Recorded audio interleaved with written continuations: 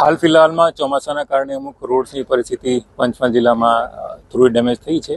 એ જ રીતે જીએસઆરડીસીનું મેસરી નદી ઉપર ગદુકપુર ગામે જે બ્રિજ છે એ બ્રિજની ઇન્સ્પેક્શન માટે હું જિલ્લા કલેક્ટર પંચમહાલ, અમારી સાથે જીએસઆરડીસીના સિનિયર અધિકારી હાજર છે. આ બ્રિજની ટોપ લેયર જે છે એ ચોમાસાના કારણે થોડું એમાં નુકસાન થયું હતું અને આજરોજ એની ટેકનિકલ રીતે એસ્ફોલ્ટ અને કેમિકલ મિક્સિંગથી ટોપ લેયર રિસ્ટોર કરવાની કામગીરી ચાલી રહી છે.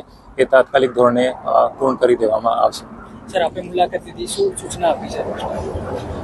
આ જે બ્રિજ છે મોસ્ટલી ચાલુ વરસાદના કારણે, પાણી ભરાવાના કારણે આ ટોપ લેયર જે છે એમાં નુકસાન થયું હતું.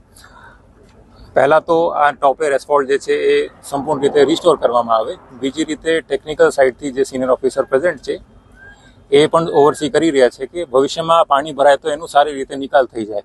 કારણ કે એકવાર પાણી ના ભરાય તો ભારે વાહન પણ પસાર થાય તો બ્રિજ ઉપર અને રોડ ઉપર નુકસાન ન થાય. આ પ્રકારનું અમે કાળજી લઈ રહ્યા છીએ.